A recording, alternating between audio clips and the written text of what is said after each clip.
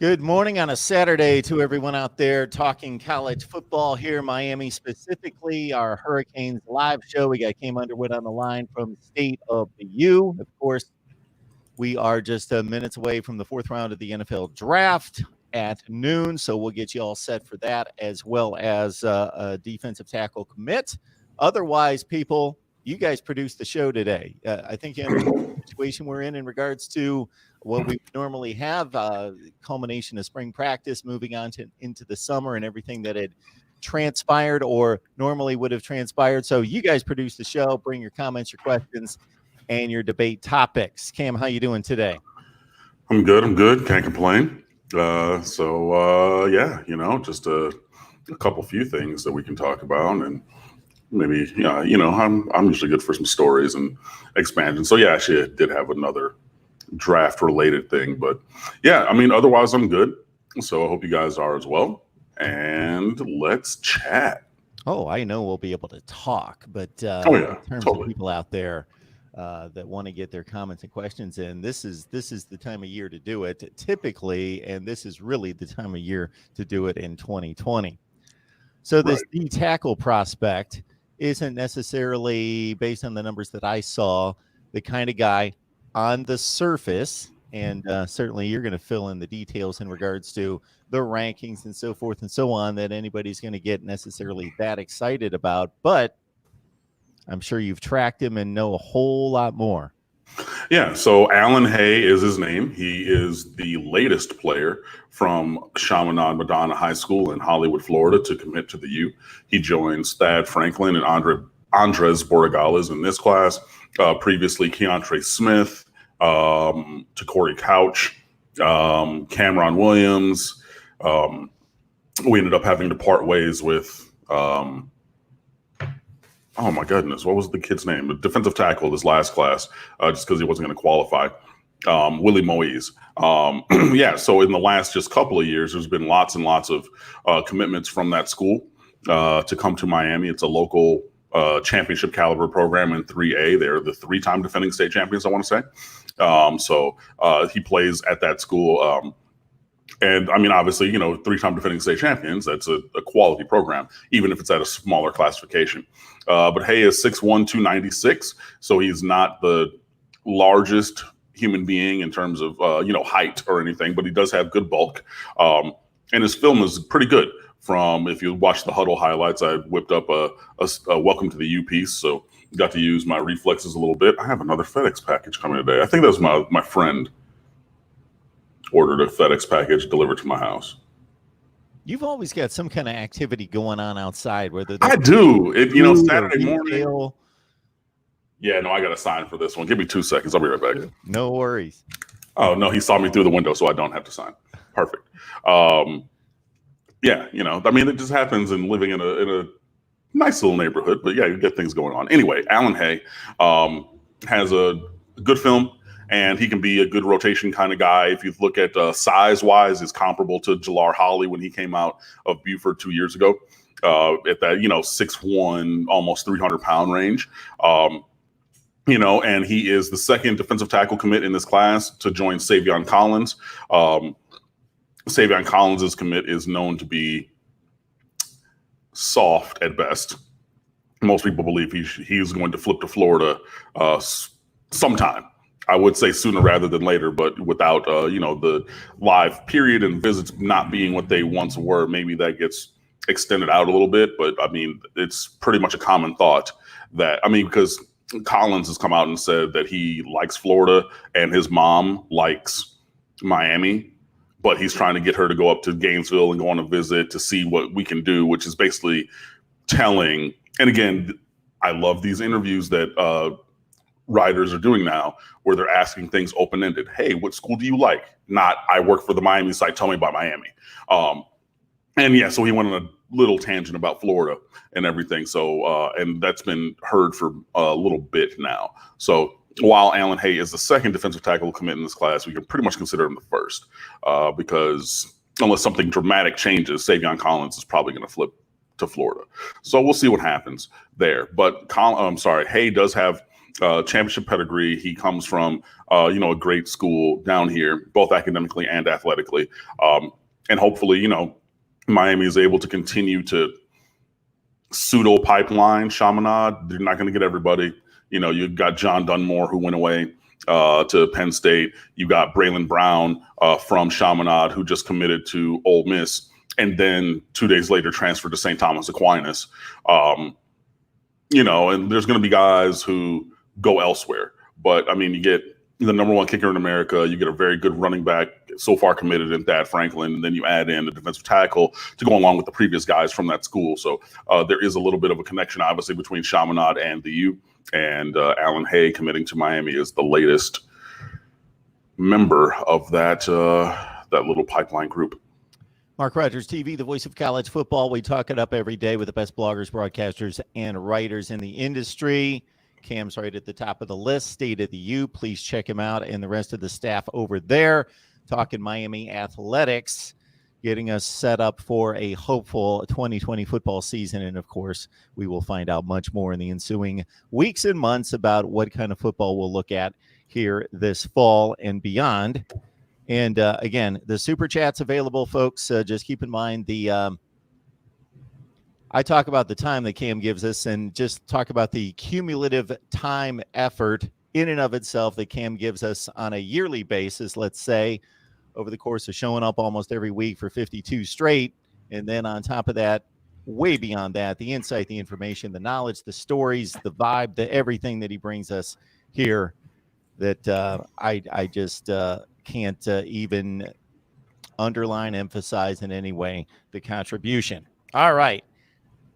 When you talked about the school and some of the accolades from that particular school that, From Chaminade, yeah. Chaminade. It led me to this one. Have you seen, since you've been tracking recruiting in South Florida, any shift in power, any schools that have come on, other ones that have declined? What's been the recent trends? Yeah, I mean, of course, there's going to be shifts in things. I mean, if you think about Chaminade, actually, back in the day, John Beeson, first-round NFL draft pick, linebacker, he went to Chaminade and then Miami. So, I mean, yeah, I know that I was just mentioning the last 3 or 4 years, but the connection's been there for a good long time. Yeah, the shift is it goes on between really there's been some shifts. So American Heritage wasn't really great at a time. And then they started putting a little bit more infrastructure into the football program. And that goes with the coaching staff, with the money. Because that is, with scholarships and things like that, because a lot of those is a private institution. So a lot of those athletes would not be able to afford to go there without scholarships and things of that nature. I went to Cranbrook on a scholarship. So I understand personally how that works. But you see that financial buy-in. And then, the American Heritage, they were nothing, and now they're American Heritage. Cardinal Gibbons has kind of come up in a little bit recently. I worked at Miramar. Miramar was on an upward trajectory ever since probably the 05, 06 season. I got there in 07, excuse me. And then that was a program that had never won a state championship or anything like that. And now, they put multiple Power 5 team or players out there. Carroll City it was up in the 90s and early 2000s. So with your Santana Mosses, Ethnic Sands, Willie Williams, they went down for a little bit because guys were going to other schools, including Miramar. And then now Carroll City is coming back. In Miami, you kind of have that round robin between Miami Central, Miami Northwestern. Miami Central, I know people are like, oh, that's a perennial championship caliber program. Miami Central just won their first state championship.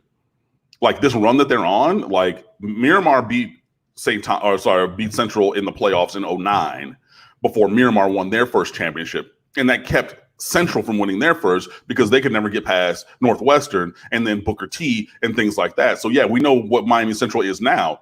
Miami Central was not always that. Miami Northwestern, they're pretty consistently towards the top of being the best programs. St. Thomas Aquinas through the 80s into the 90s. Like the mid-late 90s when they had those tete-a-tetes against Lakeland. That's when they really established themselves as a national powerhouse. And I've talked about some of their scheduling. things. Basically, they will avoid the best team in Dade County. So like those legendary teams from Booker T. Washington and Miami Central and Miami Northwestern, St. Thomas would never schedule them because the only thing that they could do is lose. You know, like if you beat them, then okay, whatever. If you lose, then like it ruins your season. Just like when Trayvon Grimes was a senior and they lost to Booker T. Washington, and Booker T. Washington wasn't even anything special that time. So yeah, I mean, you have Deerfield Beach, which has been pretty consistently great as a top caliber program. You had Monarch pop up for a while when they had Grandpa Ridley and Sean Burgess Becker and the younger Ridley brother and Judy up there for a little bit. Coconut Creek has popped up a little bit. Ely High School, traditional powerhouse up in Pompano, not too far away, going north from my house. So that's like your, that's where Tyrone Moss went. Patrick Johnson changed his name to Peterson. He went to Ely. They are a good team, but they used to be like great. Dillard High School in the 80s and early 90s, like Isaac Bruce, Hall of Famer, went there. That was a championship caliber program, which has kind of slid into being a good 6-4, 7-3 high school team. So yeah, you have some constants in there, but you do also have some leveling, and you'll see, you know, with high school football transfer season, which is always happening, especially with this new rule that basically if you can transfer to the school, that then verifies any future check for eligibility. So what teams used to do, and I know this is getting very inside baseball, but hey, whatever, is like you would have to get basically past the registrar and the head of guidance at the one school location to transfer. And other schools would know about people transferring, and they would just hold the receipts until like a week before playoffs. And they'd be like, hey, Mark Rogers and Cam Underwood both illegally transferred to Miami Central. Here, investigate them, invalidate their season so that if we're on the borderline, we get the 2 seed for the playoffs, we get 1 and then somebody else, or we get a bye, whatever. But it would go like that. And the FHSAA is like the NCAA, where you're only going to really find stuff out if people snitch, and they don't have a staff of investigators to really investigate all these things. And they changed their process and said, if the transfer is verified by the school, then it is verified up the chain. So the school is the representative of the region of the district of the state. So basically there's that. So with that being said, you have guys like Terrence Horn, who's at USF. Shout out to Terrence, one of the students who I know. He'd never had my class at Miramar, but I knew him. I still know him. We talk all the time on Twitter. He played at Miramar for 2 years. Freshman, sophomore year, he was at Miramar. He transferred to Carroll City for his junior year. And then after Carroll City won a state championship his junior year, he came back to Miramar that same year, like the day after they won states, to come to Miramar to run track. And then he was at Miramar like through the rest of he was like, cool, I went to Carroll City, football season, won my championship. Cool, got my ring. We got off the bus from Orlando. I drove under the turnpike up 37th Ave. I took that right there at 3809 or 3609. I re-registered at Miramar so I could run track starting on Monday. So you see guys moving all over the place, and that's going to really kind of, you have teams who pop up every once in a while, but that's why you don't really have the underdog teams that build. You know what I mean? Like you had Flanagan, who was trash, garbage forever. You hire Deion Bush. He brings his son. He gets Stanford Samuels II. He brings S3 with him over there. You get Ryan Stanley, as the quarterback. All of a sudden, Flanagan. And if you're from South Florida, you know Flanagan football was trash. Like I mean, hot garbage. There was one year that they were the best 5-5 high school team in America, and I said that, and everybody called me crazy, but I would stand by that. All of a sudden, Flanagan has got all these superstars out of nowhere. They win a state championship. Devin Bush Sr., he goes and he works at Michigan. Devin Bush Jr. goes and stars in Michigan. Stanford Samuels goes. He stays here for a little bit. His son goes to Florida State. All of a sudden, he's an analyst elsewhere, and Flanagan's back to being Flanagan. You know what I mean? So you do have those microwave dynasties where, okay, cool, we get the transfers in, we get this thing, we build it up. Western High School in the same district as Flanagan and Miramar out in Davie. They're trying to do the same thing. They had James Williams, a 5-star safety in the 2021 class, who's not going to come to Miami, so don't ask me about him, anybody who's listening. You had him, you have Harrison Story, you have a couple other guys. They transfer over there really quick. and everything, and they make the playoffs. They win the district, I think, for the first time ever and everything. But James Williams has already left to go back to American Heritage, where he started high school. You have other guys who are transferring out already. So, yeah, you do see some leveling. But the short story long, because I know I went a little long on that because high school football is something I'm passionate about. The constants are usually Miami Northwestern, St. Thomas Aquinas. Chaminade's been pretty consistent. Deerfield Beach has been consistently good. Miramar was consistently good. They've been a little rough the last couple of years. And then you're going to fill in a couple other teams. Miami Central is going to be there. Booker T. Washington's going to be there as some of the best teams. And then, the next Carroll City, excuse me. I cannot overlook Carroll City because I know people are going to say that. But yeah, have things like that. And so you have some constants, and then you have some other teams that pop up. But I would say the list that I've mentioned, I'm probably missing maybe one team, is pretty much the consistent list. Talk Miami football at least once a week. Cam Underwood on the line from State of the U. Bring your comments, your questions, your debate topics. This is your time to produce the show. Of course, I reserve the right to always take it back if I think of a lot of good things that I'd like to talk about. All right, we'll dive into the NFL draft. There are parallels between the recruiting process and the NFL draft. Obviously, a lot of dissimilarities as well. And Cam, being the expert that he is in the recruiting process, certainly I'm guessing, well, I don't have to guess. We've talked about the NFL draft for years here. It's not something that we talk about as frequent as recruiting, of course. That's nonstop, 12 months a year. But in regards to the NFL draft, so I do have a couple questions outside the Miami realm, but we'll dive into Miami first because that's the priority. Mr. HD, of course, with no one going in the first 3 rounds from the Canes. We've got, he's thinking DJ Dallas comes off the board first, Jonathan Garvin, followed by Shaq Quarterman, KJ Osborne, and then Jeff Thomas. I mean, okay, that could be it. I haven't looked at the order. I haven't seen what the teams need.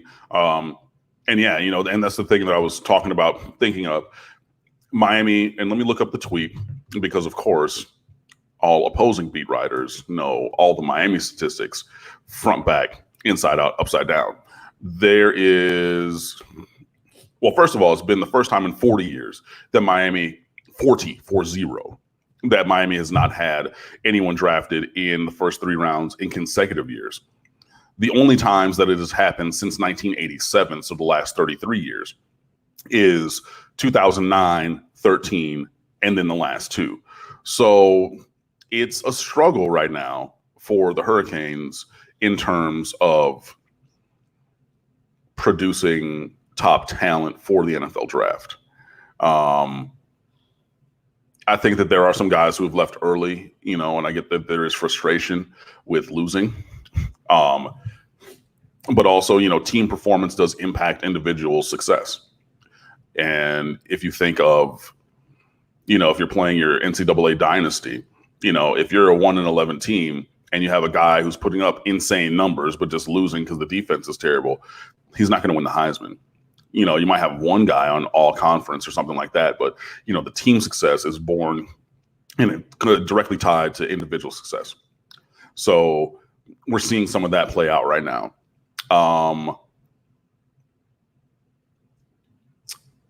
Yeah, it's just rough. So we'll see what happens with these guys today. I think that Garvin probably goes first of that group. DJ Dallas should go. I thought he probably could have been a 3rd rounder. And Jeff Thomas has all the talent in the world, but you openly have off the field questions about some character issues that existed from high school in through college with him. So yeah, it's just and then you got guys like Trajan Bandy who openly, said, look, I got to leave now to try to make some money and take care of my family. Openly saying, I know that another year would probably be better for my draft prospects, but the circumstance of my life dictates that I go. And it's tough. DJ Dallas, I get it. You're running back. You're already, 22 and everything. And the shelf life for running backs is short. So, you're going to go. Jonathan Garvin, yeah, came on gangbusters late in his freshman year, awesome sophomore year, not so great statistically as a junior, even though, even Justin DeTavio at State of the U broke down on film and said, he's still playing to an elite level, but they're sliding coverage. They're chipping him with running backs and tight ends and things. And, then Gregory Rousseau, is a pterodactyl with a 19-foot wingspan. And anytime that a quarterback takes a half step away from Garvin's side, Rousseau's there, and he had 15 and a half sacks. I would have liked to have seen him go earlier, but you cannot ignore the counterfactual argument. These are the reasons why he should have gone high. And then you also have to look at the con list of your T-chart. So those are the pros.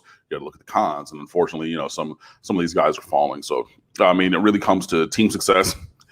Because, even if you look, like I said, it's only the last 2 years recently where we've not even had a first 3-round pick. So if you're going back through some of these bad Al Golden teams, you know what I mean? They had top 3-round picks, these Mark Richt teams at the beginning, things like that. But yeah, I think it's going to take guys really staying for a senior year.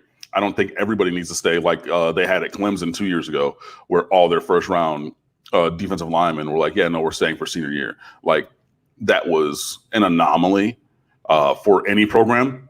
So I don't think that, but I think that a couple of these guys need to start staying, and come hell or high water, we have to win, and we have to win convincingly. Not like 2017, which was openly smoke and mirrors, except for Virginia Tech and Notre Dame. Like, we whooped their asses. Other than that, though, a lot of those games, it was touch and go, and people saw that. But, if the season is to come to fruition, I need De'Aaron King to play to the borderline Heisman candidate level that he's being billed as. He needs to play to the level of perfection that we've seen from him. I need this offense to run the way it does. And when you have that, then it feeds everything. So your recruiting feeds the roster, which feeds the performance on the field, which feeds the NFL draft prospects. And that's how all these teams, LSU, Clemson, Ohio State, Alabama, even a Texas A&M, they have, this is how it goes. It's a seamless transition, system. You recruit them in, you coach them up, they achieve, they get drafted, and you see that all the way through, and always you're doing the next thing. You're recruiting the next group, all the way through. In Miami, obviously, there's a breakdown in the program right now where that chain has not been great. And hopefully we'll see. But, you have all kinds of guys who were as highly recruited, if not more highly recruited and coveted coming out of high school than many, many, many of the guys who have already been drafted. So where's the breakdown? The breakdown obviously comes in the coaching and development and performance part at Miami. So that has to improve for Miami to get back to not being a laughing stock in terms of draft prospects. And to consider that Florida State's had Cam Akers come off the board in the first 3 rounds, and that's only 1 for Florida State. To combine the two at 1, to compare that to, if somebody out there wants to really go through a tedious task this afternoon, it shouldn't take that long, but I'm certainly not going to do it with all the things that I try to compile and figure out. Right. Florida State and Miami, combine those two programs for the first 3 rounds of draft picks from about 1985 to about 5 years ago. A million. That, and you're always going to have double digits. Right. So, and yeah, I see people saying, Miami has more overall drafted players than FSU and Florida. True. Yeah. But what has that done for me lately? You know what I mean? It's one of the things, like, the coaches love them, are like tweeting out edits and graphics of like, oh yeah, Miami's first round draft picks and yada, yada, yada. And I saw somebody tweet it out, they're like, if I forget the number, but like Miami has had 29 or 30 first round draft picks since 2000. It's like, yeah, but 22 of those came before 05, or 25 of those came before 05. So, it's true But like, you know, a 15-year-old, do they really remember all that? You know what I mean? It's like, yeah, and that's fun with numbers. You know what I mean? So we'll see. There was a question that I wanted to answer, the one before about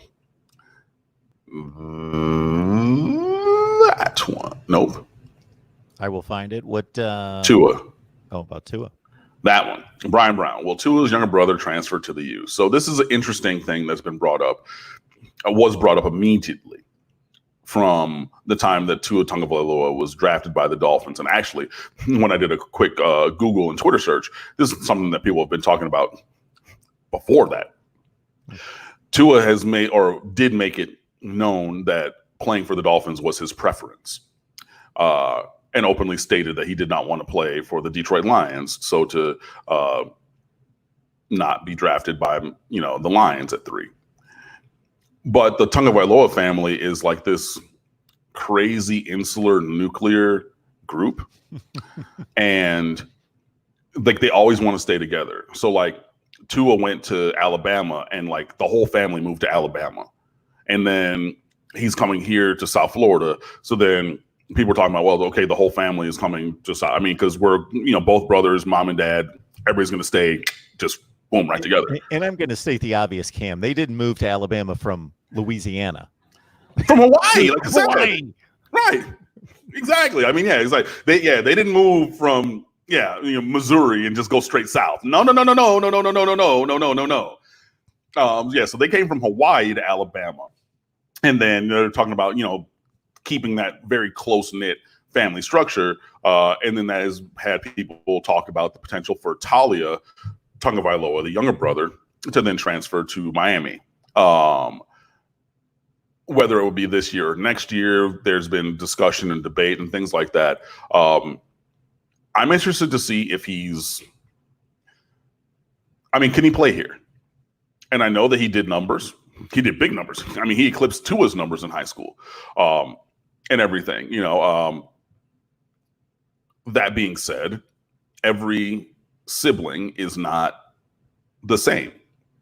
So I know he was a 4-star recruit. I know that he did big numbers in high school. And I mean, yeah, obviously the competition isn't the greatest in Hawaii, but then he moved to Alabama and he played at a pretty good school and still did big numbers for a senior in high school. So that's the thing that people have been talking about. Now, for me, would I take him? Sure. I mean, if you think that he has Miami caliber talent, I don't see any reason why not. You know, people are saying, oh, yeah, you know, if he wanted to be in the South Florida area by his parents, then he has 3 options: FAU, FIU, and Miami. I'm going to be as blunt as possible. He has one option, and it's Miami. I know that Miami lost to FIU for the first time ever last year and things like that, but I'm not going to sit here and include those other 2 programs in the same sentence. So everybody who's saying that, you're dumb and you sound stupid. So if he wants to come to South Florida to keep the family in close proximity and things like that, the singular option for him is the University of Miami. Now, Miami has brought in a bunch of transfer quarterbacks over the course of time, not just even recently. I mean, you look back to Brock Berlin, you know, you look back to other guys in the past. And then obviously you have, you know, your Tate Martells, your De'Aaron Kings currently. So it's a thing that I think could be possible. But you kind of just have to balance the recruiting class and the roster and things like that. But it is an interesting talking point, and I am interested to chase that down and look into it and see where things go. Now, in terms of you questioning not his talent, but his top end elite talent, and you've certainly explained to us that while the recruiting rankings are valid, they show us that each and every year in the standings in college football that they get cooked. The books get cooked from time to time, depending on circumstances, to weigh down a few teams, to bring up some other teams, and to do that, you have to target individuals. So you got to maybe not question, but know or be aware that it could be a possibility with a brother of a significant player. So with Talia, he's the 5th-rated pro-style quarterback, 8th-rated player in Alabama, a top 200 player, meaning number 180 according to the 247 Sports composite. So that's certainly somebody all right programs would want. Yeah, I mean, and like I said, I didn't pay him any mind, sure, at all. You know, and maybe that's ignorance on my part for assuming then that he was not talented because of his last name. Maybe I discounted him a little bit too much, and I'll own that. If I did that, and people are saying, "Yo, Cam, whoa, hey, wait, go," because I haven't watched the highlights, I haven't done any of those things. I kind of just read the numbers and whatnot. But if people are like, you know, they'll hit my phone or they'll hit my DMs or tweet me and be like, hey, whoa, hey, wait. Pump the brakes on that. Go watch the film. The kid can play. I'll be wrong. You know, I'll own it. Like words mean things, and I'm a grown man, so I will own my mistake if that is what it is. But yeah, that was my initial thought.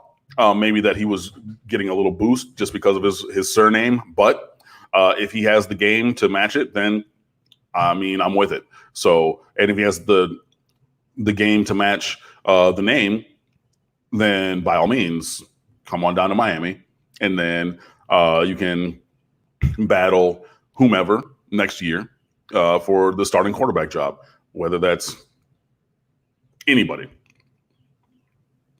Rico B is asking about underdeveloped players at Miami being all of them cause for the we've talked about that a number of times. Cam's addressed that. I understand, and we certainly appreciate that not everybody can make every live stream and watch everything, but at the same time, well, Cam's detailed that. So I'll give the real Cliffs Notes version. I know sometimes I say I'll be quick and I'm not, but the real Cliffs Notes version is Miami has done less winning with more talent than anyone in America the last 15 years. And you can go look at the rankings, you can go look at the rosters, you can go look at all of these players who Miami beat, big time teams for. DJ Dallas, Alabama, and Georgia, for example. You know what I mean? And then he's still on the draft board and things like that. So you can just take that one example and extrapolate it out. But yeah, there have been major issues with that. And, you know, couple that with some guys maybe leaving early. And that's my short answer. Charles Webb is asking, doesn't Florida still produce the second most NFL players to California? So anybody that follows college football, high school football, the NFL to some degree, those three understands where the talent is. I will do a little digging for you, Charles, but we know that Florida, California, and Texas produce the best and the most college football players. It would reason to believe that they would produce the most. Now, if you're going to compare a ratio versus the population, then you start to dive into the deep South with the Louisianas and others. There's one. So on a Google search, I pulled this up according to Saturday Down South as of September 18, which is a year and a half ago. But those numbers, it's not going to fluctuate much. Louisiana, and I've heard this many times, has the best ratio. Now, of course, because of population, they don't have the sheer numbers. Right. But 1 out of every 76,000 people in Louisiana turn out to be an NFL player, followed by Georgia, Alabama, Mississippi, Florida, and South Carolina. But again, if we're talking about sheer population, understand, I don't know what the population of Florida is, but I saw that the population of California is pushing like 41 or 42 million. So obviously it's going to be difficult for them to keep it up in regards to a ratio, but if I've got the chance, depending on what goes on in the live chat, we'll continue to dig. Got Cam Underwood on here from State of the U talking Miami football. Want to remind everyone that we've got a call-in show every Sunday night. Call me up directly, talk college football every Sunday night here at Mark Rogers TV, the voice of college football, 10 p.m. Eastern time. Michael Love, thank you for the contribution. I will get that posted at the screen here at some point soon. And as we shift back and forth between the two ends of the careers, the recruiting end that we talk each and every week, and of course the NFL draft concludes today, rounds 4 through 7. I wasn't going to serve this up until a number of other people chimed in. Is there any reason to be concerned about the commitment of Thad Franklin? I mean, nothing is said until it's said. You know what I mean? And sure, you can feel that way. And you know, Miami did get two really, really, really good running backs last year in this current class that just hit campus, Don Chaney Jr. and Jalen Knighton. So we'll see. Obviously, Jawan Sider at Penn State is a very good recruiter. He recruits South Florida. He's from Belle Glade, went to Glade Central. So, you know, he got John Dunmore from Chaminade. He's gotten other guys from down here at the other schools where he's worked. So maybe there could be that. You know, obviously Franklin is a highly coveted player. So, yeah, I mean, there is always the potential for movement. There are very few recruits who are Duke Johnson or DJ Dallas who committed and they didn't. I mean, Joe Jackson. Well, not even Joe Jackson. He wasn't the longest. Zach McLeod. You know. No, who was I thinking of? Charles Perry, excuse me, who committed as a high school freshman, rising sophomore, didn't take any other visits, didn't consider anywhere else. So, yeah, there are three of those guys who are just like, yeah, I'm a Hurricane. I said it. Don't ask me anymore.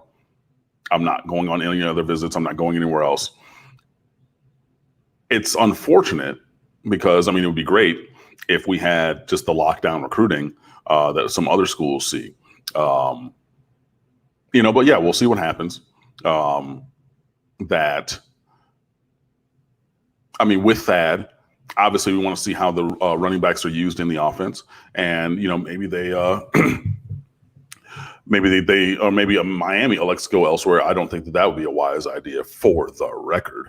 But, I mean, I think it's maybe a little too early to really panic. But if you stay ready, you don't have to get ready.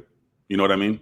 So maybe you start lobbing some more offers, start turning up the heat on some of these other guys. You know, you do the multiple virtual visits on other running back options, just so that if and when it comes to a clear point of understanding that Thad Franklin's going to go elsewhere, then Miami is ready to make an appropriate move.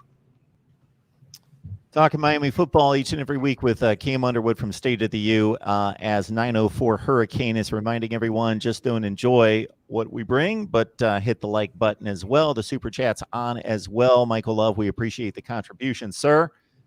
As of the opening day rosters of the 2017 NFL season, again, we gave you a ratio of Louisiana doing extremely well. When you talk sheer numbers, and again, this is going to be 3 years old when the NFL opens up play in 2020, but still, it's got to be somewhat close. Florida had the most players in the NFL hailing from the state of Florida as high school players, 212, followed by California 191, Texas 179, Georgia 120, Ohio 82. Those were the top five. No big surprise there. Not at all. Yeah, Florida, California, Texas. The Deep South then would be the next tier, then Ohio and Pennsylvania, Rust Belt states, not losing population, but staying even. So losing ground would have been more significant in the 70s and 80s, but still the best of the North or Midwest. That's pretty much what you got. I did the numbers myself on this one, so I'm off by one or two. People cut me a bit of a break. We're not talking about a deep dive of ratios and percentages, just sheer numbers. Went through the first 3 rounds of the NFL draft. This is what I came up with. I think there's basically, Cam, a thought out there, and I would be one of many that think like this, that the SEC obviously dominated the sport, at least from 2006 through 2013's national championship from Florida State. They won all those national championships. And that's not the only determinant, but for the non-thinking fan, that was the only determinant. But even if you did the deep dive, the SEC was dominant. Were they as dominant as most people thought? I don't think so. I certainly poked holes in it at the time, but they were the best. Then I think they were still the best based on 2 measurements we're talking about here: recruiting, and then the production 3 to 4 years later into the NFL draft. But the winning on the field has certainly, I would still say, been the best in the last 5 or 6 years overall. But there's been headway made by the Big Ten and some other conferences at times. The ACC had a really good season about 3 to 4 years ago, 2016, I believe. And again, the Big Ten with Penn State, Michigan, and some others getting better behind Ohio State. But in the first three rounds of the NFL draft, wow, maybe the SEC is just as good, if not better, than it's been, with 40 players taken. The Big Ten 17, the Big 12 12, the Pac-12 10, the ACC 8. So 40 out of 106 is 37.8 or 37.7% of the picks in the top 3 rounds from that one conference.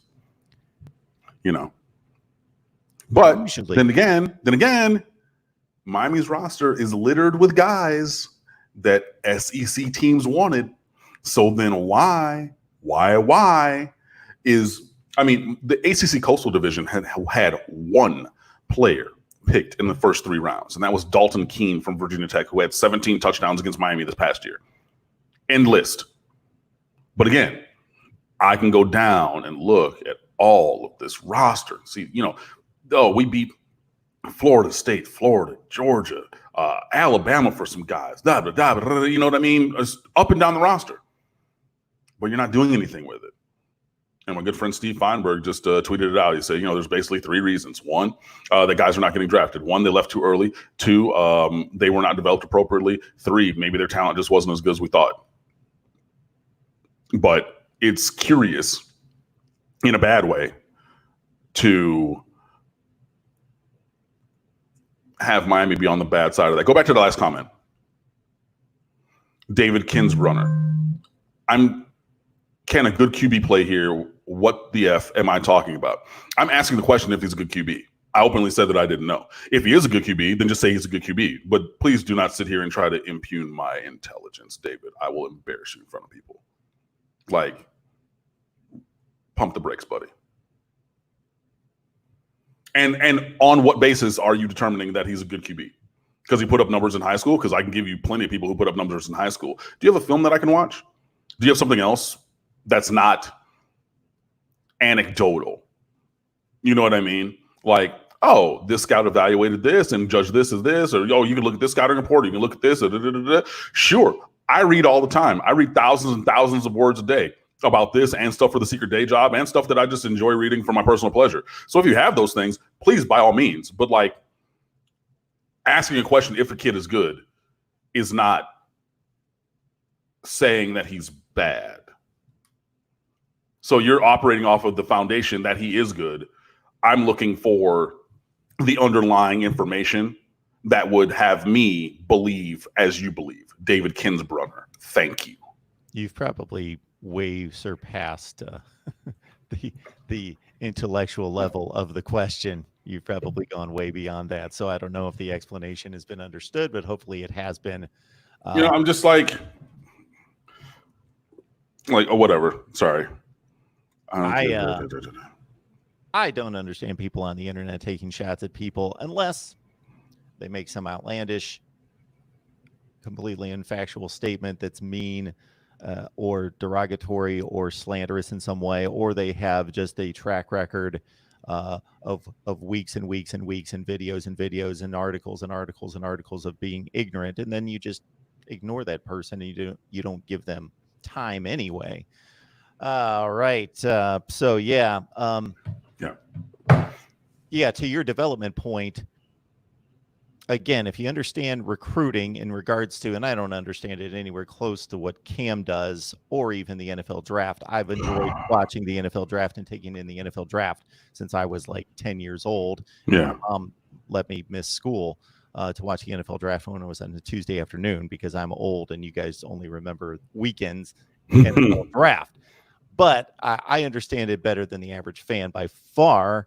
And you understand the sheer volume of the numbers being accurate in regards to 5 and 4 stars, then 3 and 4 years later becoming the bulk of the NFL rosters. But to the development point, you see, even in watching the profiles of the NFL players as they're drafted, and the Kuipers and the McShays, hopefully he's doing well in past years. break these guys down and you learn about their high school recruitment, you find out, okay, well, this guy was missed and this guy was, or he just wasn't very good in high school and he was developed by said school, Wisconsin, Iowa, whomever. They were a 2-star, and it's not infrequent. It's not the bulk. The bulk's the 70% that go to the NFL, but there's a nice pocket of 30%, and I'm just throwing around numbers that are probably within the ballpark of guys that were developed that you would not think were NFL players when they left high school. And look, guys get bigger. J.J. Watt grew 6 inches and gained 70 pounds of lean muscle. Like, I mean, it mostly happens, but in that kind of a way. Khalil Mack was the same kind of thing coming out of Fort Pierce Westwood. Wanted to be, stay somewhere in the state of Florida, but I mean, went to Buffalo as a 2-star recruit. And then, he grew 3 inches and gained 55 pounds of lean muscle. Bro, so you're going to see a lot of that. Dirty Noel was talking about that, Miami has not had a high pick recently. Miami has not had a high pick in the last 2 years. And yes, we know, like, you don't hit on everybody. You don't develop everybody. And go back 2 weeks ago to the conversation that Mark and I had, and the wholesome one, about Clemson, about how they hit at every level, recruiting, development, performance. That leads to high draft picks. Miami's hit on a couple areas with some people, but if you don't have the physical stature, I mean, so you hit on recruiting with Jaquan Johnson, the franchise, 4-time first team All-Dade County in high school, which is unheard of. Jaquan Johnson is still 5'10", 193 pounds when he goes to the draft, though. It's a safety. You know what I mean? He plays really well. He's going to be on an NFL roster for a long time, but there are still those measurable things that are not to the top level. And sometimes that happens. It just does. And I mean, it's the thing, like, if you talk about recruiting, or if I were to make the analogy to culinary pursuits, we're getting gourmet ingredients, but we're making bargain basement budget food with it. Oh, I burned the cheese on this. Oh, I didn't do, it's just like, I mean, I got this great foie gras and truffle this and Wagyu beef, and I got all these great ingredients, but like, if I'm just going to make sloppy joes with it, is it really doing a great thing? And I think that we're seeing a lot of that with the players on this roster.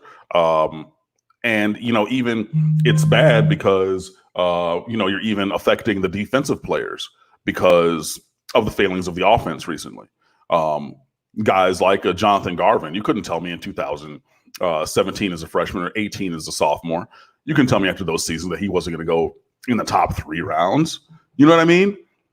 And then, last year happens, and then, his numbers were depressed a little bit. We talked about why those numbers went down a little bit. But you have guys whose numbers fall because they're getting extra attention. They still get drafted highly, but what happened there, So there are many issues. I'm not trying to sit here and say that there are not. But the issue on talent is one that I'm going to push back on. Because if everybody wants these guys, including Florida State, you know what I mean? Including Florida, including all these other teams. So, I mean, I get you, the Noel guy who said that. Miami has on their roster a lot of guys that you wanted. Fact. On your roster, there's guys that Miami wanted. Also fact. I'm not saying it's only a one-way street. But we cannot play the result and then rewrite or be revisionist history on the process. You know what I mean? Like, you can't just say, okay, well, this guy wasn't a first-round draft pick, or it wasn't a third-round or top 3-round draft pick. So DJ Dallas had no value coming out as a recruit. Like, that's not how things work. It's in the interim where you say, okay, what are you doing? Where's the failing on getting them to this level to move forward? Not impugning them in their abilities as coming in, if that makes sense. Also understand, people, that the draft is not the end-all be-all. It's huge. It's a lot. Most of the impact players in the NFL certainly were drafted. But I ran the numbers, and again, this was a few years ago, and we talked about it on here, I'm sure, of free agents that make NFL rosters and then contribute, start on down the line. So just because a guy, there's going to be all sorts of eyebrows lifted after the draft today to say, why wasn't this guy drafted and that guy drafted? There were a few flaws and question marks in his game, plus just the need for different teams didn't line up. But he is then he's getting 14 phone calls out of the 32 teams of camps that he's invited to. So there's still interest there, and he'll be able to go in there and fight for a job. Yeah, but there is also a difference for fighting for a job versus being a guy who's drafted highly enough where you have a job secured. So yeah, absolutely. I want before we let Cam go, I want to hit on 3 super chats and give them acknowledgement, and also in the meantime, let Cam simmer on the best running back recruit. Again, more than one person asked about this.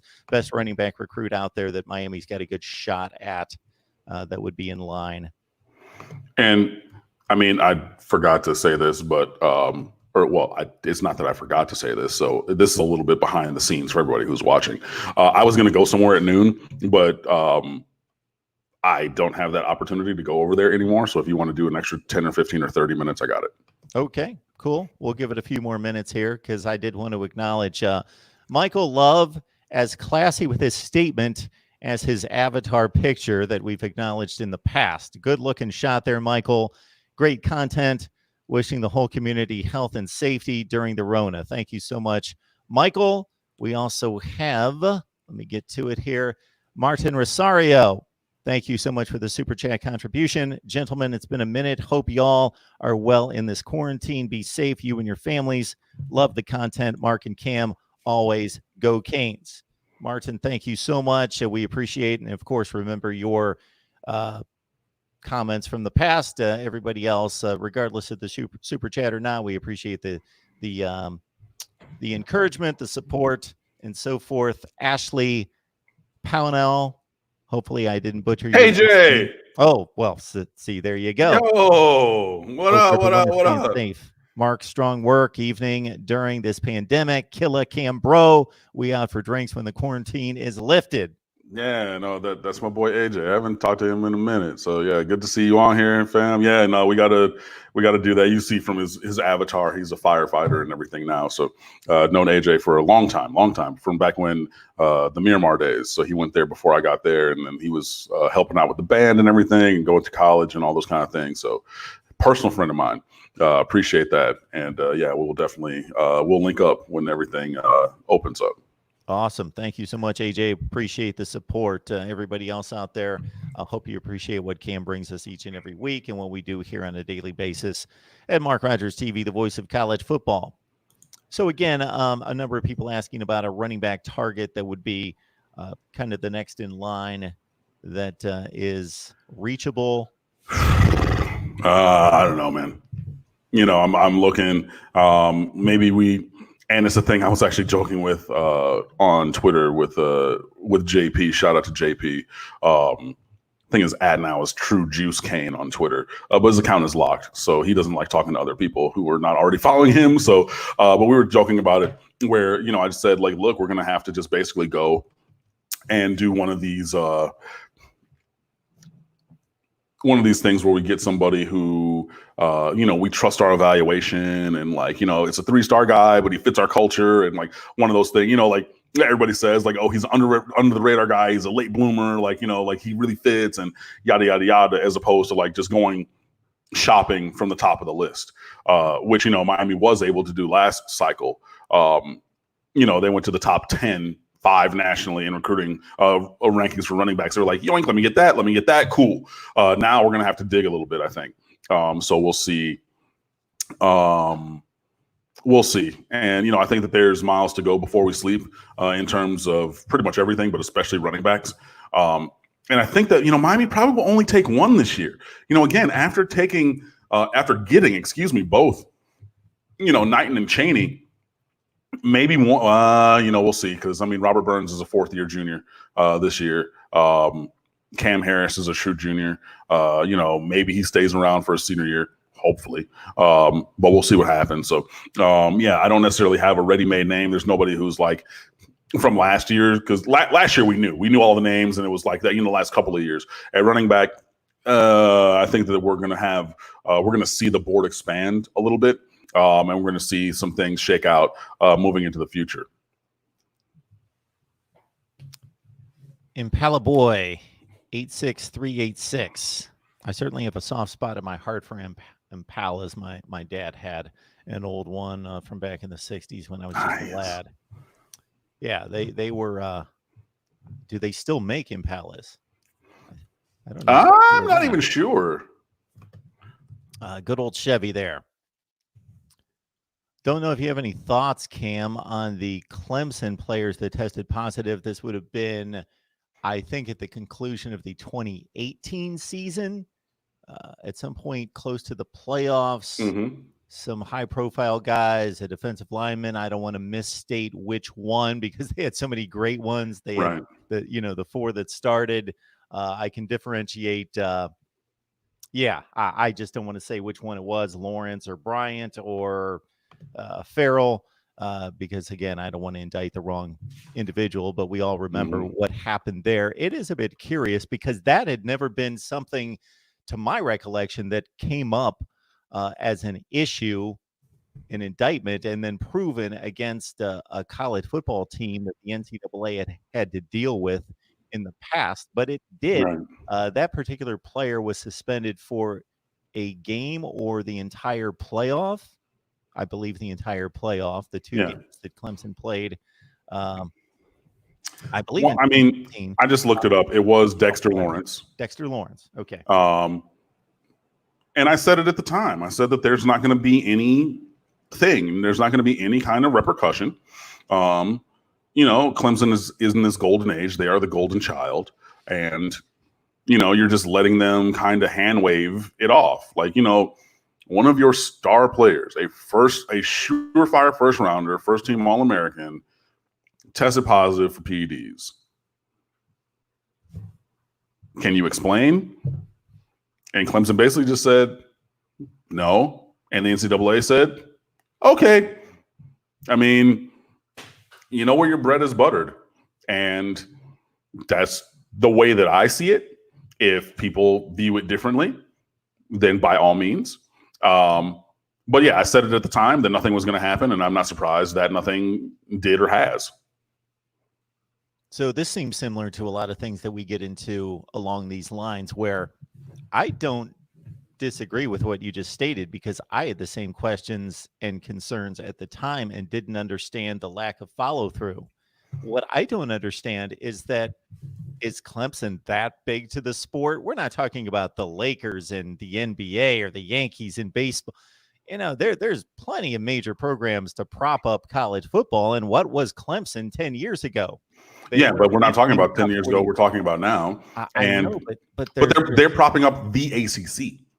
They're propping up the conference. That is true. As opposed to, I'm just thinking about the Oklahomas and Alabamas and Miamis and on down the line that have been in trouble and put on probation in the past. Right, but I'm thinking of it in an analogous situation to Alabama, because if Alabama was found to have been doing something, they wouldn't chop out that leg, because that is, it's not just holding up the ACC, it's holding up college football. They are one of the pillars of the sport right now, so it would take, and like when Miami went on probation recently, Miami wasn't Miami. You know what I mean? Miami didn't have the Nevin Shapiro stuff in 2001 with the best college football team of all time. And then they said, cool, we're going to chop your legs out from under you and things like that. You would have a similar kind of a thing if you were to do that to Clemson last year before, Alabama currently, LSU, this season, things like that. So, I think that, right now, who Clemson is one of the baddest dudes on the street. They are one of the teams, if not the team, that's facing college football right now. And I think that is what it is. No, they were not Clemson a decade ago. They were still Clemsoning, losing games that they shouldn't have to inferior teams. They were still, getting their sea legs about them to be a dominant program then. But it's not about then, it's about now. And that's why I said, they're totally not going to have anything happen to them.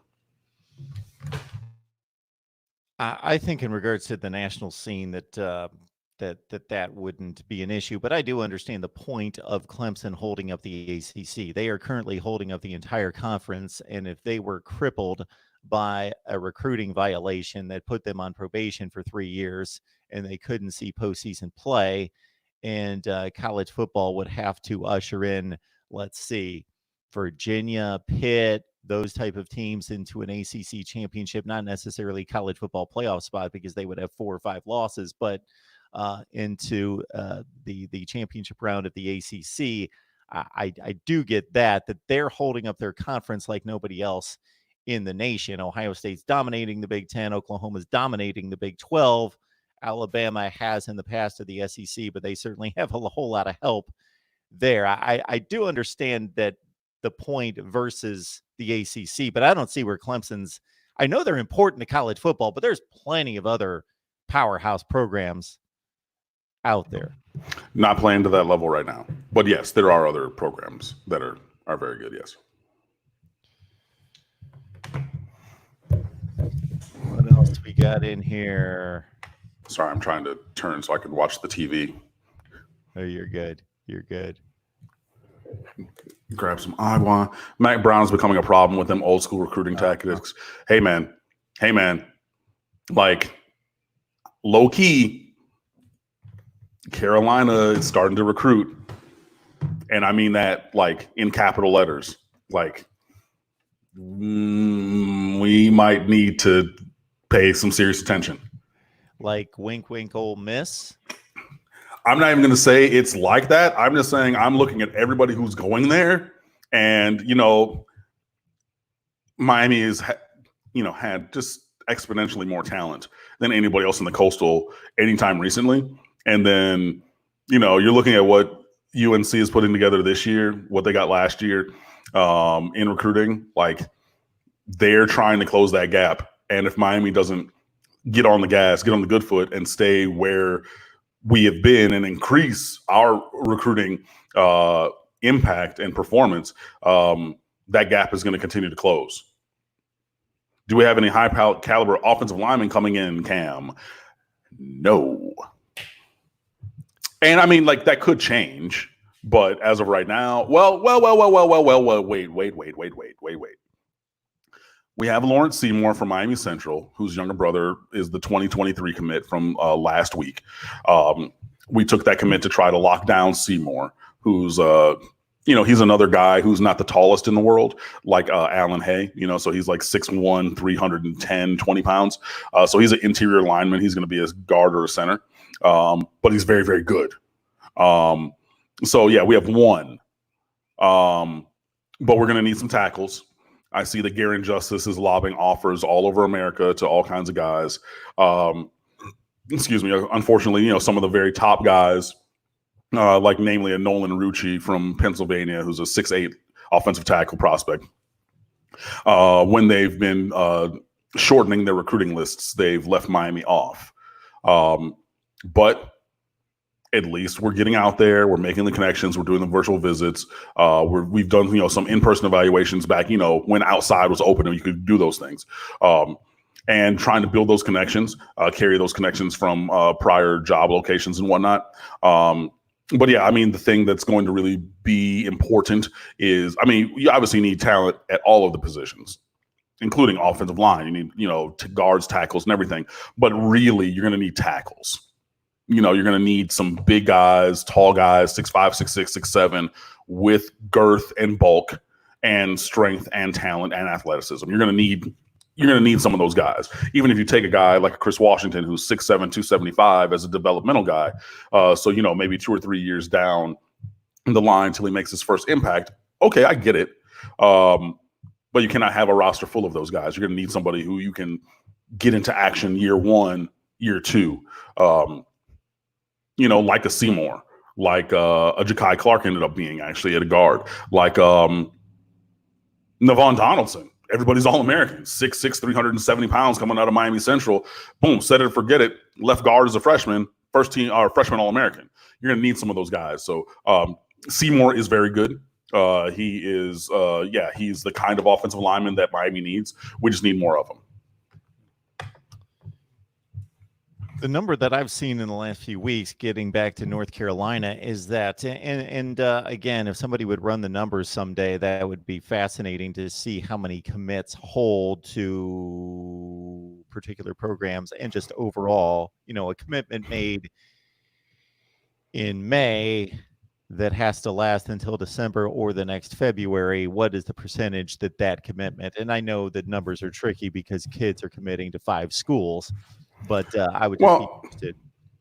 Yeah, I mean, you could do some of that statistical regression, but I mean, the thing about it is, and again, they're in this golden age. You just got to get like Clemson, that whoa, and they just had a decommitment from the number 1 player in America, Corey Foreman, defensive end from California, because all of a sudden he committed and then he's just like, actually, the distance is a factor. So that's their second decommitment in a decade, basically. Yes, there was another one, but the kid ended up coming back. So, I don't count him as a decommit. You know what I mean?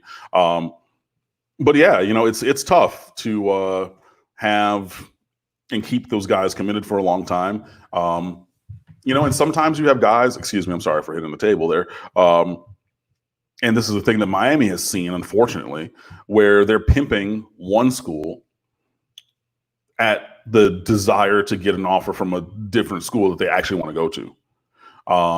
So there's a level of movement and play in there that is part of the process as well. So you kind of have to count that in there as well. But yeah, I mean, it is interesting. And I think I'm interested to see how this pandemic situation affects things like that, because without the ability to go to team or go to school camps and pop up onto the radar or whatever, you're operating a lot off of what has been done in the past. And yeah, I want to see if guys lock in these positions now, if they wait. I'm just interested to see how this cycle plays out, because it's going to be completely different because the timeline is completely different. So the number that I've seen floated around in a number of categories and phrased a number of ways is that North Carolina right now, whether it's top 300 or top 100 players for 2021, is trailing only Ohio State. So that's just a significant recruiting boost for a program that actually has recruited much better than people might realize. For teams that have gone 3-9 and 2-10 before Mac Brown had arrived, they had the second best recruiting classes in the conference. Yeah. Ace 2, I don't completely understand your theory. Ohio State's going to blow up because of free agency. Blow up meaning, I believe, implode and crumble. Yeah, because he's talking about leaving and to go elsewhere. Yeah. I mean, if you want to believe that. Oh, Trent Williams just got traded to the 49ers. Oh, okay. I have a Browns fan that was hoping he was headed our way. Yeah, I just think Ryan Day is doing an exceptional job, and they've got it on a roll. And Ohio State's not had 2 consecutive, even marginal seasons since the late 80s. So I just we'll see if your theory plays out. Well, Cam, I believe we'll let you watch the NFL draft. I'm going to go outside for a little bit, and then I'm going to do the same. Yeah. So I'm just doing that. The Lions are on deck for the 4th round draft pick. So we'll see what happens and everything. And be sure that you guys check out on State of the U, because I'm sure that actually I was probably itching to write that piece that we talked about the struggles for the top end draft picks. And we got a bunch of other stuff. We had, our best teams to never win theme week 2 weeks ago. We got another theme week coming up this upcoming week that I will not tell you about. So be sure that you check that out. We have all kinds of other X's and O's and good content on State of the U. So anywhere on social, that's Twitter, Facebook, Instagram, we're at the State of the U. My personal account on Twitter is at Underwood Sports. And the website is always there, always free, stateoftheu.com. Come fan with us. I'll be back on Sunday night, call-in show, 10 o'clock Eastern time. In the meantime, we will talk Miami football as soon as we can get Cam back on here. That means you subscribe, you turn on the bell for the notifications, and you know when we're going live. Thanks, Cam. Enjoy your weekend, man. You too, buddy. I'll talk to you soon. Thanks.